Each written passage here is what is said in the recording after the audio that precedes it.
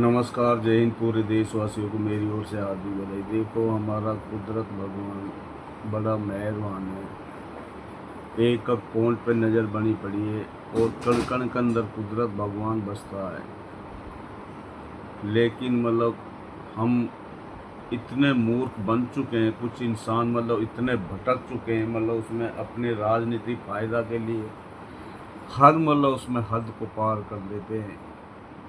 जिस तरीके से दुर्योधन ने किस तरीके से उसमें पांडवों को उसमें जाल में फंसा कर उनके मामाओं को जुआ से उसमें राशि हारी गई थी उनको और उसके बाद में उसमें जब श्री कृष्ण जी ने ये बोला था उसमें उनको बोला था कि उसमें तुमने इस छल कपट से जिस तरीके से इनका सारा उसमें राजपाट जो छीना, यहाँ तक कि द्रौपदी को भी उसमें वह हार गए थे। उसमें ऐसे ये अन्याय है, उसमें ये कुरान ग्रंथों के खिलाफ है जुआ या कोई भी चीज़ है, तो तुम ये जो 5 गांव है इनको वापस दे दो।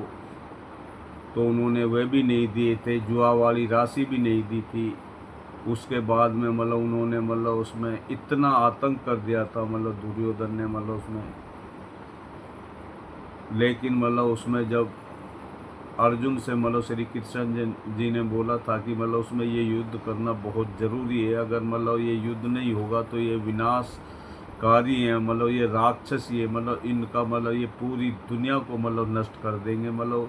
इसलिए युद्ध करना बहुत ज़रूरी है। उसमें जब अर्जुन ने ये जवाब दिया, श्री कृष्ण जी मुझे बहुत तबाही दिख रही है उसमें, और हम तो कम हैं, ये बहुत ज़्यादा है मात्रा में। जब उन्होंने बोला कि जीत हमेशा सच्चाई की होती है, उसमें झूठ की कभी नहीं होती।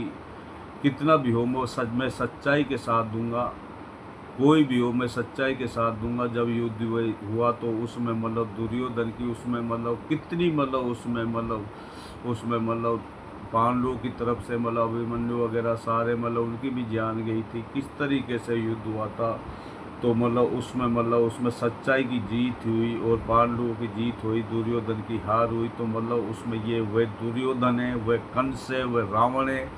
ये कोई भी तरीके से जिस तरीके से 7 से साल पुराना गांव का ये हम पहले भी बोल रहे थे ना, नजरें मत उठा देना, बस अब ध्यान रख लेना। तुम्हें तुम्हारे चिन्हित करके जिन ऑफिसरों को जो ये ये बदतमीज ये पैसा लेके उसमें जो गरीब आदमियों के 7-7 से साल और 80-80 साल उसमें पुराने उसमें बस्ती को ये ढा रहे उसमें। और जिस तरीके से इन्होंने वह करा, हमने पहले भी तुम्हारे लिए इशारा दिया, अगर तूने अब गलती से भी ये करी तो तुम्हारा एक ऑफिस नहीं बचेगा।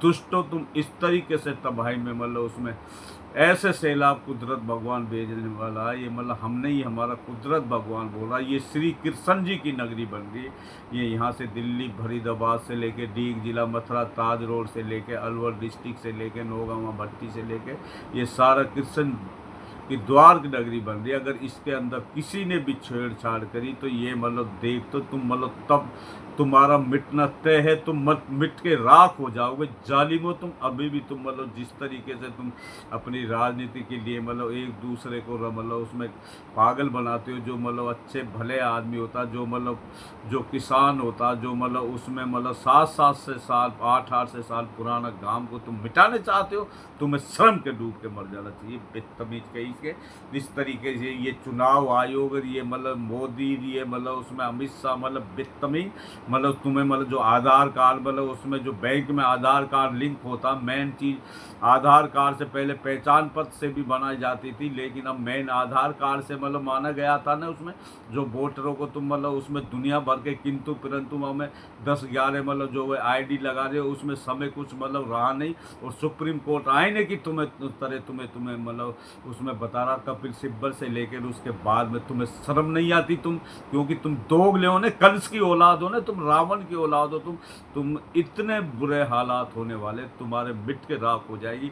ऐसी मतलब संस्था जब जो अंबेडकर जी ने बनाया, जिस मतलब उसमें संस्था मतलब जो 5 संस्था इस देश को चलाती है, IAS, IPS, RBI, CBI, sale tax, ये सारी भ्रष्ट है। अगर एक का भी स्टेटस निकाले जालिमो, तुम मतलब उसमें सारे अपने मतलब राजनीतिक फायदे के लिए सारे विकास के पैसे को खा जाता, बच्चा बच्चा टैक्स देता। तुम मतलब उसमें ये मतलब जो बिहार के चुनाव को तुम मतलब ये मतलब बैलेट पेपर से होगा, और या मतलब जिस तरीके से राहुल गांधी, तेजस्वी यादव मतलब सभी मतलब उसमें जो कपिल सिब्बल वगैरह उसी हिसाब से चुनाव होगा मतलब उसमें, और आधार कार्ड से ही मतलब माना जाएगा मतलब उसमें, बाकी सबको रिजेक्ट करा जाएगा। किंतु परंतु करने की कोई ज़रूरत नहीं है। जालिमो तुम मतलब इतने दुष्ट हो, तुम मतलब अंग्रेजों से भी मतलब ज़्यादा दुष्ट हो, तुम राक्षसों भी ज़्यादा दुष्ट हो, तुम रावण से भी ज़्यादा दुष्ट हो।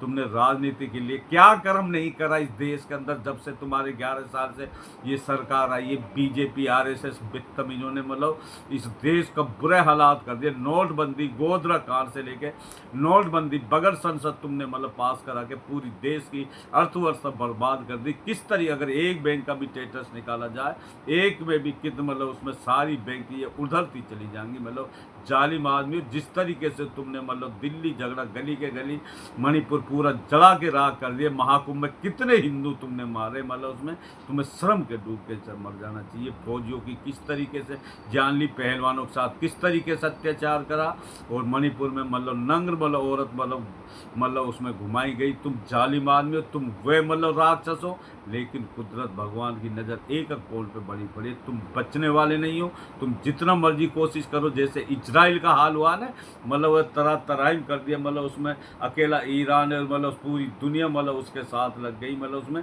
लेकिन उसी हिसाब से तुम्हारी ये पार्टी का मतलब मिटना तय है। मतलब ये बैन, ये जिंदगी भर के लिए ये पार्टी खत्म हो जाएगी। आरएसएस, बीजेपी हम नहीं, हमारा कुदरत भगवान कर रहा है।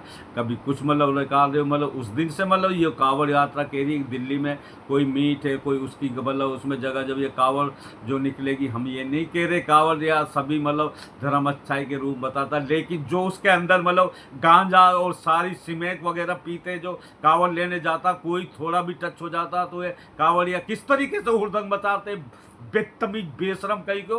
तुम ही तो मतलब ये सारे मतलब बढ़ावा देते हो मतलब उसमें, और बाकी जो मतलब अच्छे आदमी मतलब सावन में तो ऐसे ही मतलब मीठों की दुकान बंद मतलब कर दिया जाता। जो मतलब अच्छे आदमी होता है वो मीट की दुकान मतलब सावन में वैसे ही मतलब बंद कर दी जाती है। लेकिन तुम्हें राजनीतिक पॉइंट खेलना होता है ना, तुम जालिम हो। तुम कोई भी चीज़ है तुम्हारी मतलब एक भी नहीं चलने वाली। कुदरत भगवान की नज़र एक एक पॉइंट पे बनी पड़ी है। तुम देखते जाओ, तुम्हारे वे हालात हो जाएंगे।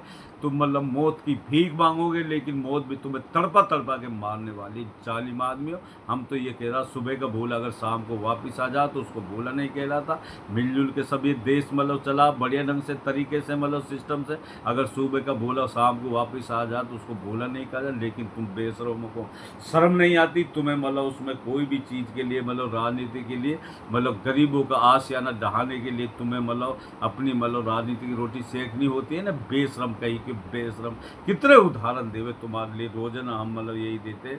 लेकिन अगर तुमने कोई भी मतलब गलत तरीके से कोई फैसला लिया, कोई भी मतलब गरीबों का घर मतलब कोई बगैर मतलब उसमें मतलब करके मतलब अगर तूने कोर्ट मतलब उसमें मतलब तुम कोर्ट की उल्लंघना मतलब उसमें कोर्ट सबसे बड़ा मतलब वो है न्यायालय जो मतलब उसमें अगर कोर्ट नहीं रहेगा तो ये फिर देश मतलब काहीं कब रह जाएगा। मतलब लोकतंत्र मतलब तुमने तो मतलब सारी हदें पार कर दी, सारी मतलब उसमें अम्बेडकर के जो लोकतंत्र की धज्जियाँ तक उड़ा दी। लेकिन यही लोकतंत्र, यही अम्बेडकर जी ने जो बनाया हुआ है, इसी से तुम तड़प तड़प के मरने वाले हो। मतलब जालिम आदमी हो।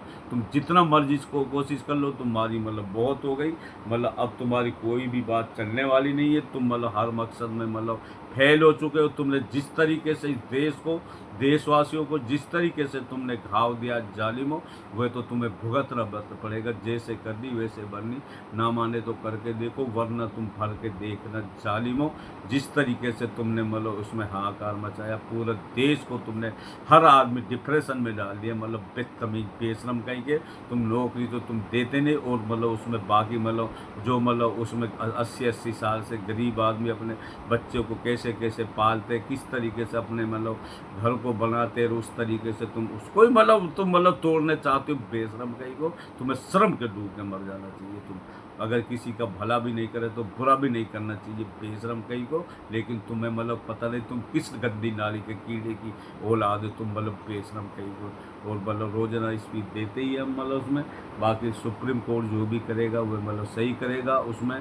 और जो मतलब उसमें लोकतंत्र से ही ये देश चलेगा, अम्बेडकर जी के कानून से मतलब ये चला। इन्होंने क्या कर्म नहीं करा, इन्होंने सारी चीज़ की तो हद पार कर दी। लेकिन हमारा कुदरत भगवान की नज़र एक कौल पे बनी पड़ी है उसमें। अगर जो भी उल्लंघना करेगा कुदरत भगवान उसको छोड़ेगा नहीं, ये हम नहीं, हमारा कुदरत भगवान बोल रहा है। तो कम बोलने को ज़्यादा समझना। नमस्कार।